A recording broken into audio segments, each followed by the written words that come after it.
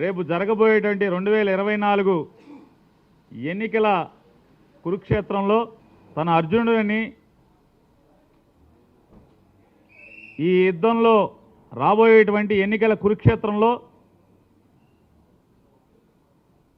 ఈ 5 ఏళ్ళు ప్రజా శ్రేయస్సే లక్ష్యంగా పనిచేసినటువంటి నాకు ఈ రాష్ట్ర ప్రజానీకమే ఈ జగన్మోహన్ రెడ్డి గారి ప్రభుత్వం వల్ల ఏ గడపలో అయితే ఏ కుటుంబానికైతే మేలు జరిగిందో మేలు జరిగినటువంటి ప్రతి కుటుంబం అలాగే వైఎస్ఆర్ కాంగ్రెస్ పార్టీ ప్రతి కార్యకర్త శ్రీకృష్ణుడిలా తనకు అండగా ఉండి నడిపించమని రేపు జరిగేటువంటి కురుక్షేత్రంలో కౌరవుల్లాగా కుట్రలతో కుతంత్రాలతో ప్రజల మనసులను గెలవటం కంటే కూడా ఓట్లు పోగేసుకుని కూటమి ద్వారా కౌరవ సైన్యంలాగా మందిగా వస్తున్న వారిని మట్టి కరిపించటానికి నాకు అండగా ఉండండి శ్రీకృష్ణులాగా అని చెప్పని ఆయన మాట్లాడుతుంటే ఆయన ప్రజల్ని వేడుకుంటాను ప్రజల్ని అడుగుతూ ఉంటే జనసేన పార్టీ అధ్యక్షుడు పవన్ కళ్యాణ్ గారు ఒక జంపింగ్ జపాంగ్ని పెద్ద వీరుడిగా సూర్యుడిగా పోటుగాడిగా ఊహించుకుని అతను పక్కన పెట్టుకుని మాట్లాడతాడు. అర్జునుడైతే ద్రౌపదిని కాపాడాలంటాడు. అర్జునుడికి ద్రౌపదికి బంధం ఏంటో సంబంధం ఏంటో కూడా వీరికి తెలియదు. సరే పోతే పోయింది. చెల్లెల్ని తిట్టిస్తున్నాడు జగన్మోహన్ రెడ్డి గారని మాట్లాడతాడు. అయ్యా పవన్ కళ్యాణ్ గారు కుటుంబ బంధాల గురించి మానవ సంబంధాల గురించి కుటుంబ జీవితం గురించి ఇక మీ దగ్గర ఈ ప్రపంచం నేర్చుకోవాలంటే ఎంతకన్నా హాస్యాస్పదం ఏముంది పవన్ కళ్యాణ్ గారు? జనరంజక నటుడు 2009లో ప్రజారాజ్యం పార్టీ పెట్టినటువంటి మెగాస్టార్ చిరంజీవి గారు కేంద్ర మంత్రిగా కాంగ్రెస్ పార్టీ రాజ్యసభ సభ్యుడిగా కాంగ్రెస్ ప్రభుత్వంలో మన్మోహన్ సింగ్ గారి ముఖ్యమంత్రిగా ఉన్నటువంటి కాంగ్రెస్ ప్రభుత్వంలో కేంద్ర మంత్రిగా ఆయన ఉంటే సాక్షాత్తు చిరంజీవి గారికి తోడబుట్టినటువంటి తమ్ముడుగా మీ పాత్ర ఏంటి? మీరేం చేశారు? ఎంత అవమానించారు? మీరు చంద్రబాబు నాయుడికి మోడీకి ఓట్లు వేయమని చెప్పని కాంగ్రెస్ పార్టీని నాశనం చేయమని చెప్పని మీరు మాట్లాడితే చివరికి ఏం చేయలేని స్థితిలో చిరంజీవి అభిమాన సంఘం మీటింగ్ అదే రోజు పెట్టుకుని వాళ్ళు చెప్పుకోవాల్సిన పరిస్థితి. రామ్ చరణ్ గారు మా బాబాయికి మా నాన్నకి ఏం సంబంధం లేదు, మన ఫ్యాన్స్ వేరు, మనం అందరం కూడా కాంగ్రెస్ లైన్లో ఉండాలని చెప్పుకోవాల్సినటువంటి పరిస్థితి. మీరు అన్నల గురించి బంధుత్వాల గురించి బంధాల గురించి ఇంత పచ్చి స్వార్థంగా మీరు రాజకీయాల కోసం అన్నగారు ఎక్కడున్నాడు, అన్నగారు ఏం చేస్తున్నాడు, అన్నకి అవమానం కదా, చిరంజీవి గారికి నేను మాట్లాడే భాష నేను వేసే గంతులు చిరంజీవి గారికి తలదించుకునే పరిస్థితి కదా అని చెప్పని ఆలోచన లేనటువంటి మీరు బంధాల గురించి బంధుత్వాల గురించి మాట్లాడుతున్నారు. ఇక షర్మిలమ్మ గారి గురించి చెప్తున్నారు. ఎవరి షర్మిలమ్మ గారు? అన్నతో విభేదించి ఇవాళ అన్నగారి శత్రువులతో చేతులు కలిపి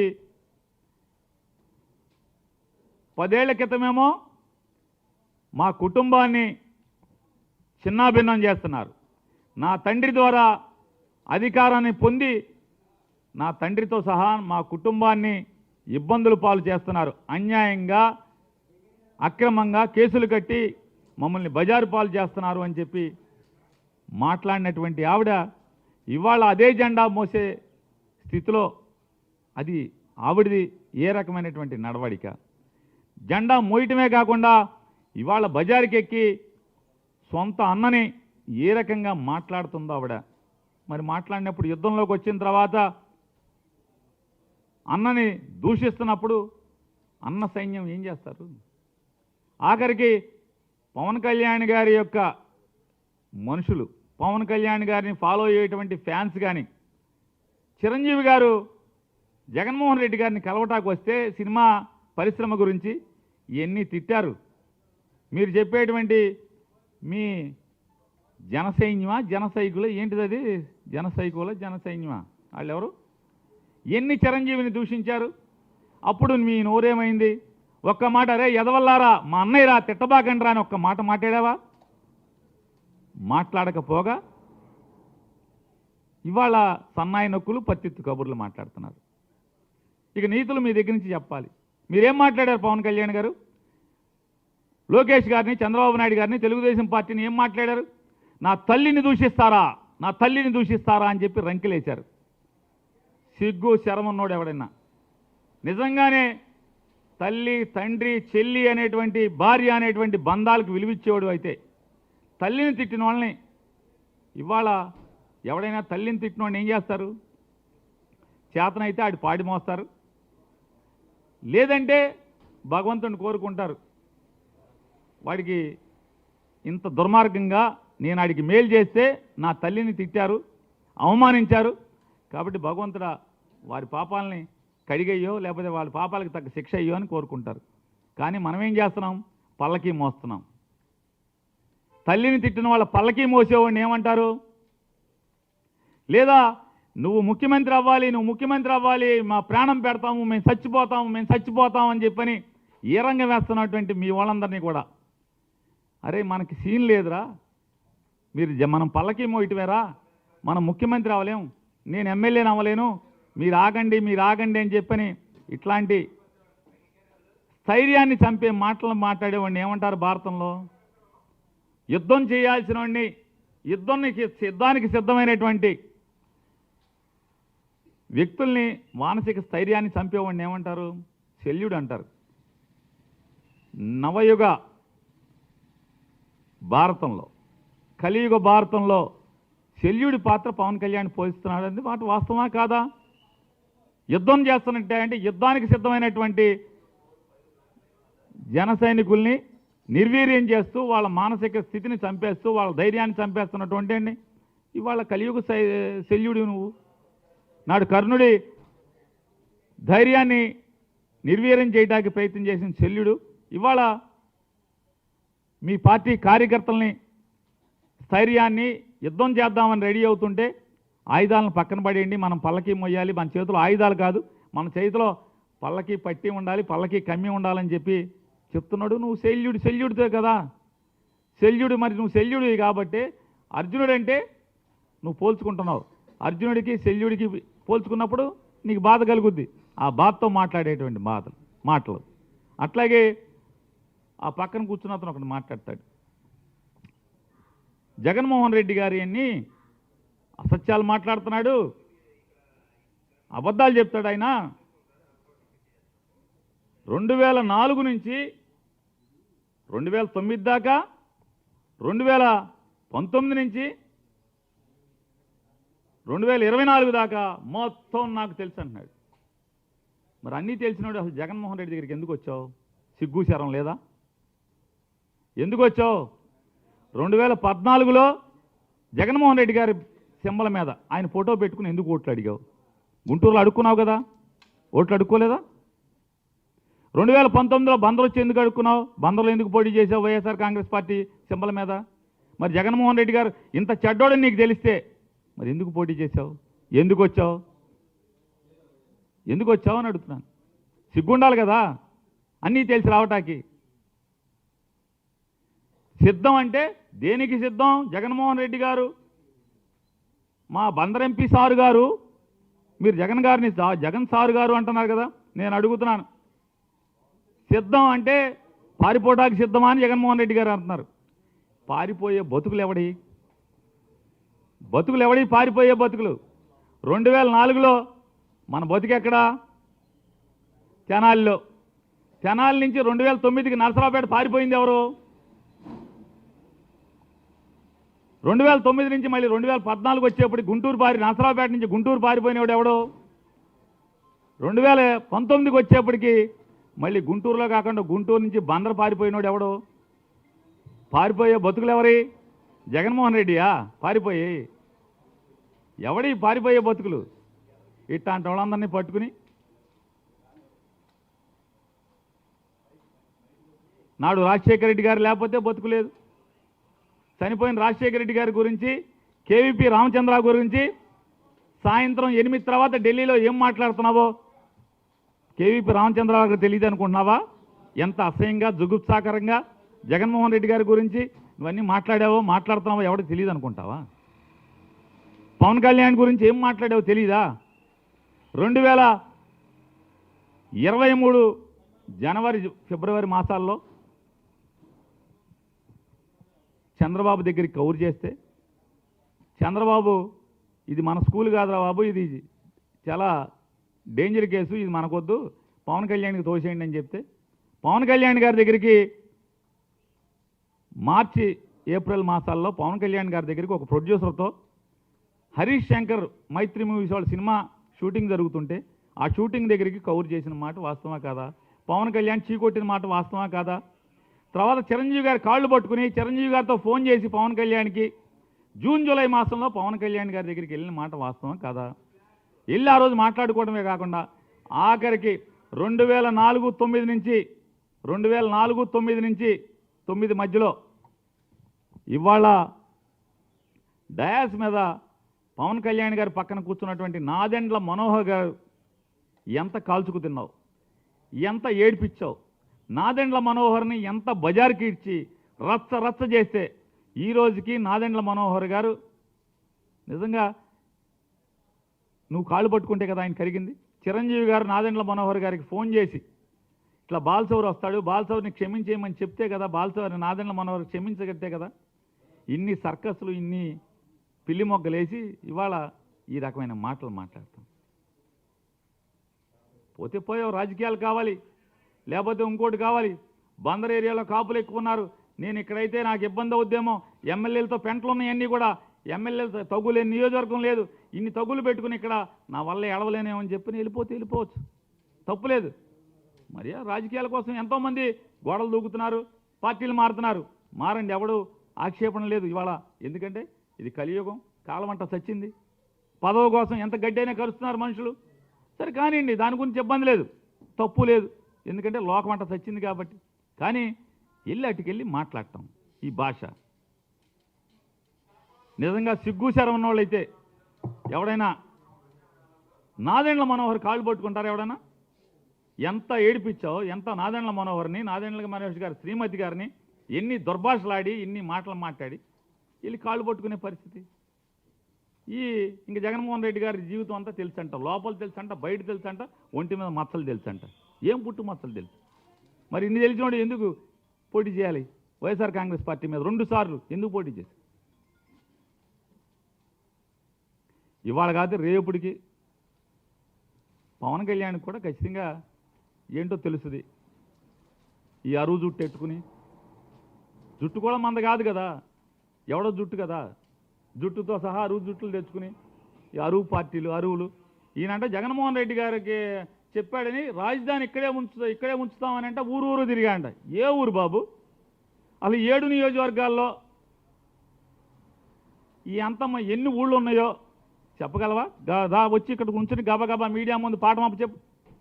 ఎన్ని ఊళ్ళు ఉన్నాయి, ఏ ఊళ్ళో సర్పంచ్ ఎవడు, ఏ ఊళ్ళో ఎంపీటీసీ ఎవడు, ఏ ఊళ్ళో ఎంపీపీ ఎవడు, అసలు మా బందర్లో కార్పొరేటర్లు ఎవడు పోటీ చేశాడు, ఎవడు గెలిచాడు, ఎవరికైనా ఓటు అడిగామా? కాబట్టి గోడ దూకటం తప్పులేదు, పార్టీలు మారటం తప్పులేదు, పదవి కోసం ఏ గడ్డిగైనా కరగటం తప్పులేదు. కానీ ఈ రకంగా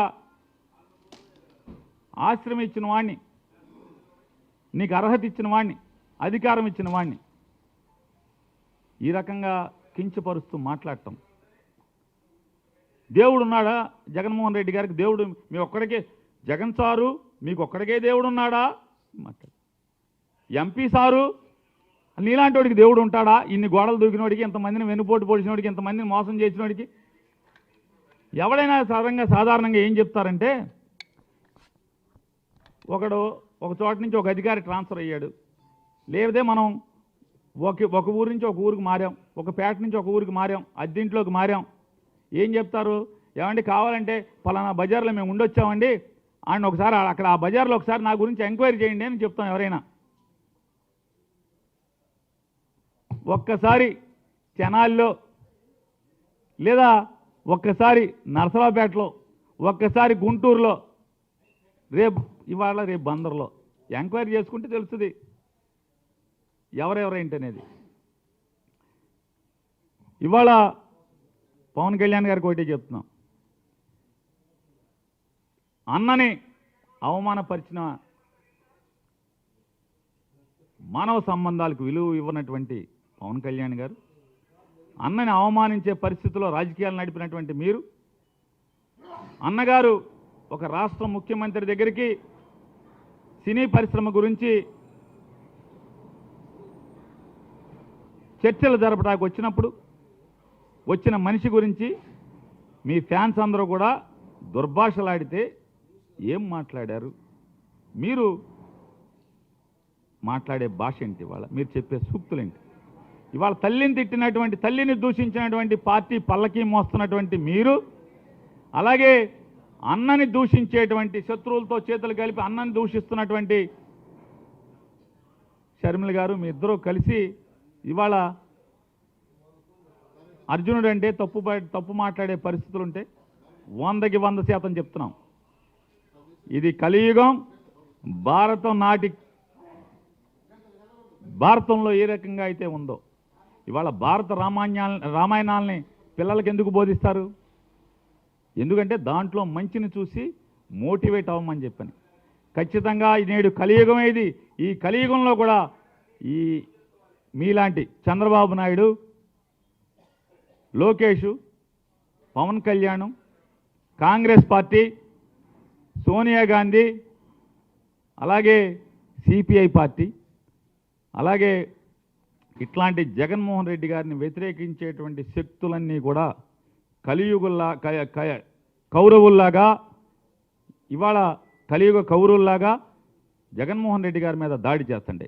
100కి 100% ఇది పెత్తందారులకి పేదలకి మధ్య జరగబోతున్నటువంటి ఈ కలియుగ యుద్ధంలో 100కి 100% మీరు ఒప్పుకున్నా ఒప్పుకోకపోయినా జగన్మోహన్ రెడ్డి గారిది అర్జునుడి పాత్రే, ఈ రాష్ట్ర ప్రజలది, వైఎస్ఆర్ కాంగ్రెస్ పార్టీ కార్యకర్తలది, వారిది శ్రీకృష్ణుడి పాత్రే అని చెప్పని మరొకసారి మీకు చెప్తున్నాను.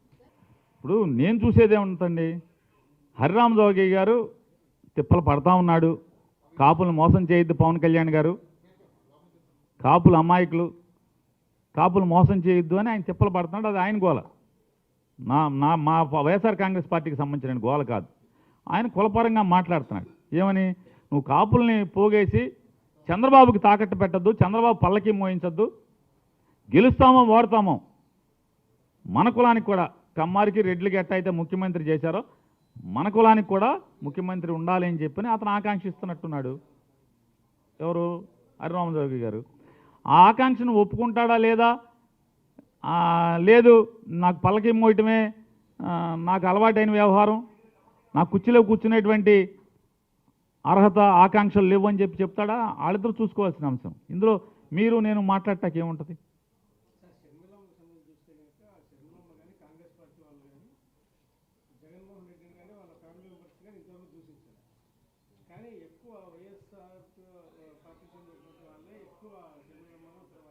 సార్ మీ అంతరాత్మకి తెలుసు, దూషిస్తున్నారా, దూషించట్లేదా, అవమానపరుస్తున్నారా, అవమానిస్తున్నారా లేదా అనేది మీ అంతరాత్మకి తెలుసు. దాని గురించి ఓకే, మేము దాన్ని ప్రస్తావించి మాట్లాడట్లేదు. ఒక రాజకీయ పార్టీగా జెండా మోసేటువంటి, అభిమానించేటువంటి ఏ కార్యకర్త అయినా పార్టీని తోలనాడితే, పార్టీని విమర్శిస్తే, పార్టీని ద్వేషిస్తే ఖచ్చితంగా దానికి లీడర్ చెప్పాల్సిన అవసరం లేదు. లీడర్ ఆగమన్నా ఆగరు ఎవరు కూడా. వారు జరిపేది యుద్ధం వారు చేస్తుంటారు. కాబట్టి దాని గురించి మీరు చెప్పేటువంటి అంటే మీకు తెలిసి కూడా ఎవరు దూషించలేదు, కాంగ్రెస్ పార్టీ దూషించలేదు, ఇవన్నీ కూడా మీరు అడిగేది కూడా అసత్యమైన ప్రశ్నే. మీకు కావాలంటే ఇప్పుడు టైం లేదు, టైం ఇస్తే మీ పేరు చెప్పట్లా, ఎందుకంటే విలేకరుల మధ్య మా పేరు చెబుతాం ఎందుకయ్యా, పైనుంచి మా ఓనర్లు తిడుతున్నారని చెప్తున్నారు. మీ పేరు చెప్పట్లా, మీకు ఇస్తాను. కాంగ్రెస్ పార్టీ గడిచిన 4 సంవత్సరాలుగా కాదు, జగన్మోహన్ రెడ్డి గారు అపోజిషన్లో ఉన్నప్పుడు కూడా, పోనీ ముఖ్యమంత్రిగా ఉన్నారంటే పోనీ దూషించారంటే అర్థం ఉంది. జగన్మోహన్ రెడ్డి గారు ప్రతిపక్ష నాయకుడిగా ఉండగా కూడా కాంగ్రెస్ పార్టీ ఏ రకంగా దూషించిందో, కాంగ్రెస్ పార్టీ నాయకులు అని చెప్పుకుంటున్న వాళ్ళు జగన్మోహన్ రెడ్డి గారి మీద ఎంత దూషిస్తూ ద్వేషంతో మాట్లాడారో ప్రతిదీ మీకు వీడియోల పరంగా ఇస్తాం. అదే దూషణే అని చెప్తున్నా, ఆరోపణగా దూషించదే. ఆరోపణ అంటే ఏంటండి?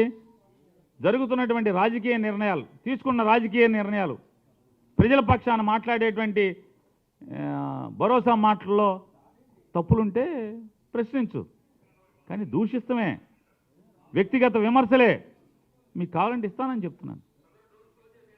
ఇప్పుడు యుద్ధంలో సార్ యుద్ధం ఇది కలియుగం అని, ఎన్నికల రణరంగం ఇది. ఎన్నికల్లో కత్తులు పెట్టి పొడుచుకోరు కానీ మాటలతో పొడుచుకుంటారు. మాటలతో పొడుచుకునేది మీకు తెలుసు. ఆ మాటలతో పొడుచుకునేవన్నీ కూడా చిత్రీకరించేది మీరే. వెనకటికి సినిమాల్లో, మన పాత సినిమాల్లో బాణం వేస్తే బాణం అట్ట ఆకాశంలో వచ్చేదంతా చూపించినట్టుగా చూపించేది మీరే. అవతలకు మాటలు గుచ్చుకున్నప్పుడు యువతలు మాట వేస్తే మాట వేస్తారు, వేయకుండా ఎట్లా ఉంటారు? జరుగుతుంది కదా, జరుగుతుంది. ఏం మాట్లాడుతున్నాడు ఇప్పుడు? మీరు అన్ని అసలు కాంగ్రెస్ పార్టీ చాలా పద్ధతి గల పార్టీ. వాళ్ళు చాలామంది ప్రవచనాలు చెప్పినట్టు, స్వామీజీలు ప్రవచనాలు చెప్పినట్టు, లేకపోతే మసీదుల్లో గురువులు చెప్పినట్టు, లేకపోతే చర్చిల్లో బిషప్ గారు చెప్పినట్టు ప్రవచనాలే మాత్రమే మాట్లాడతారు కాంగ్రెస్ పార్టీ అంటే అని మాట్లాడుతున్నారు మీరు. మీకు ఇస్తానన్న క్యారెక్టర్ని అసాసినేట్ చేస్తూ, వ్యక్తిత్వ హననాన్ని చేస్తూ వారు మాట్లాడినటువంటి, పోనీ ముఖ్యమంత్రిగా ఉన్నప్పుడు మాట్లాడారంటే ద్వేషంతో మాట్లాడారు అనుకుందాం. రాజకీయాన్ని తట్టుకోలేక జగన్మోహన్ రెడ్డి గారు జనాన్ని గుండెల్లో ఉన్న స్థానాన్ని చూసి తట్టుకోలేక తిట్టారంటే అర్థం ఉంది. ప్రతిపక్ష నాయకుడిగా ఉండగా కూడా తోలనాటినటువంటి విమర్శించినటువంటి కాబట్టి వీడియోలు ఇస్తాను మీకు. ఇకపోతే చంద్రబాబు నాయుడు గారు పాపం నిన్న ఆయన మాట్లాడతాడు. మచిలీపట్నంలో ఒక పేరుని నాని ఉన్నాడు. ఆ పేరుని నాని ఓట్లలో అందరికీ వడ్డిస్తున్నాడు. వడ్డించి సర్వర్గా ఆయన మారిపోయాడు. జగన్మోహన్ రెడ్డి గారి ప్రభుత్వం మిమ్మల్ని అందరినీ కూడా ఓట్లలో సర్వర్లు చేస్తాం అని చెప్తున్నారు. నేను ముఖ్యమంత్రి అయితే మేమందరికీ ఐటీ ఉద్యోగాలు ఇస్తానని మాట్లాడుతున్నాడు. అంటే వయసు మీద పడిపోయి మతి చెడించిందా చంద్రబాబు నాయుడికి? మైండ్ ఏమైనా చెడిందా? ఒకసారి డాక్టర్లు చూపించుకోవాల్సిన పరిస్థితి. పేరుని నాని అనేవాడు ఎమ్మెల్యే ఉద్యోగం చేస్తూ ఎమ్మెల్యేగా తన పార్టీ అంటే తన కోసం అహర్నిశలు కష్టపడుతున్నటువంటి వైఎస్ఆర్ కాంగ్రెస్ పార్టీ కుటుంబ సభ్యులందరినీ కూడా ఒక సభకు తీసుకెళ్తూ, మా నాయకుడు ప్రసంగించే సభకు తీసుకెళ్తూ వారికి భోజనం పెట్టేటువంటి కార్యక్రమం. వారికి గబాలన ఒక్కసారి ఒక హోటల్లోకి వెళ్ళి 130 మంది ఒకసారి మేము 4 బస్సుల్లో వెళ్ళి కూర్చుంటే నాతో పాటు ఉన్నటువంటి వాళ్ళ గబాలన సర్వర్లు ఎక్కడ ఉంటారు హోటల్లో? దాన్ని కార్యకర్తల్లో మమేకమై కార్యకర్తలకు భోజనం పెడతాం. మీ దృష్టిలో నేను సర్వర్ ఉద్యోగం అంటే మీకు కార్యకర్తలంటే అంత విలువ ఉంది మీకు. తెలుగుదేశం పార్టీలో చంద్రబాబు నాయుడు దృష్టిలో కార్యకర్తలకు అన్నం పెడతామంటే సర్వర్ కింద. అంటే సర్వర్ అంటే ఎంత పెత్తందారి మనస్తత్వం అంటే మీరు చౌదరి గారు అని చెప్పి, మీరు కమ్మారని చెప్పని, మీరు బాగా ఎన్టీ రామారావు గారు అల్లుడు అని చెప్పి, ఖర్జూర నాయుడు కొడుకు అని చెప్పి మీ పెత్తందారి మనస్తత్వం. సర్వర్లు అంటే చిన్నోళ్ళ? సర్వర్లు ఓట్లు కావాలి, మాట మాడితే సర్వర్లు. సర్వర్లు వ్యక్తిత్వం లేదా? సర్వర్లు మనుషులు కాదా? వాళ్ళ కుటుంబాలు లేవా? నేను సర్వరే అనుకో, నేను సర్వర్ని. తప్పేంటి? నీ జేబు కొడితే తప్పు, దొంగతనాలు చేస్తే తప్పు. సర్వర్ నా ఒళ్ళొంచి కష్టపడి సర్వర్ అయితే తప్పేంటి? అంటే ఎంత పెత్తందారి మనస్తత్వం, బూర్జువా మనస్తత్వం, ఎంత కులహంకారం, పేదోడంటే ఎంత చిన్న చూపు. అందుకే జగన్మోహన్ రెడ్డి గారు చెప్తున్నాడు, ఇదిగో ఇది చంద్రబాబు నాయుడు, ఇది పవన్ కళ్యాణ్, వీళ్ళు పేదలకు వ్యతిరేకం, పెత్తందారి మనస్తత్వం ఇది. అందుకే పెత్తందారులతో మన పోరాటం, పేదలకు అండగా పెత్తందారులకి వ్యతిరేకంగా మన పోరాటం అని చెప్పాడు. చూడు ఎంత చిన్న చూపో చంద్రబాబు నాయుడికి సర్వర్లు అంటే సాఫ్ట్వేర్ ఉద్యోగం అయితే ఆడు చేసేది ఏంటి? అక్కడికి వెళ్ళి సాఫ్ట్వేర్ ఉద్యోగంలో చేసేదేంటి? కొట్టి చాకరీ కాదా, వెట్టి చాకరీ కాదా సాఫ్ట్వేర్ ఉద్యోగం చేసేది? పని గంటలు ఉంటాయా? అర్ధరాత్రి అపరాత్రి తెల్లవారులు ఎప్పుడు పడితే అప్పుడు పని చేయించుకోరా? అక్కడ ఏమన్నా ఓనర్ ఏంటి? ఏమన్నా అక్కడ జీతానికే కదా పని చేసేది? సర్వర్ ఇక్కడ జీతానికే పని చేస్తున్నాడు. సర్వర్ అయితే తప్పేంటి? అంటే ఇది చంద్రబాబు నాయుడు యొక్క భూస్వామ్య పెత్తందారి మనస్తత్వం. అంటే ఎంత చిన్న చూపు, చిన్న ఉద్యోగస్తులంటే, అంటే ఒక సర్వర్లంటే, చిన్న చిన్న వర్కర్లంటే వీళ్ళకి చిన్న చూపు. కాబట్టి ఇట్లాంటి మనస్తత్వం ఉన్నటువంటి అయ్యా కార్యకర్తలారా, చంద్రబాబు నాయుడు మనసులో కార్యకర్తలకు ఏ పాటి విలువ ఉంది, అట్లాగే ఈ సమాజంలోని చిన్న చిన్న జీవితాలు అనుభవిస్తున్నటువంటి వారికి ఎంత విలువ ఉందో ఒక్కసారి చూసి రేపు 24 జరుగుతున్నటువంటి ఎన్నికల కురుక్షేత్రంలో కాల్చి వాత పెట్టి ఇట్లాంటి పెత్తందారి మనస్తత్వంలోని కుర్చీలో కూర్చొనివద్దని మనస్ఫూర్తిగా మేము కోరుకుంటున్నాను.